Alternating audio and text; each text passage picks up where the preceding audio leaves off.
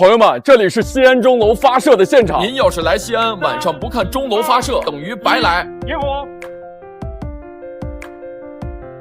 什么？这些景点的项目导游都没跟您说呀？那还是看钟楼亮灯吧。我是亲眼所见，很多游客为了看发射，看亮灯，下午5点半就蹲点在观景台了，等了2个小时都没结果。其实咱们钟楼亮灯时间要参考每天的日落时间，这2天西安日落时间在晚上的7点59分左右。不对，再补充啊，熄灯时间在周内的晚上11点，周末节假日晚上凌晨熄灯。钟楼20年以前的灯光是这样的，有一种琉璃的通透感。19年末的时候，咱们国家文物局要求确保文物的安全，西安钟楼鼓楼关闭了木建筑本体的照明设备，改成了如今的泛光照明，从周围几个建筑上投射光线到钟楼上。我个人感觉现在的钟楼在气势上更加的大气宏伟。说了这么多，您今天晚上到底看不看我们钟楼发射呀？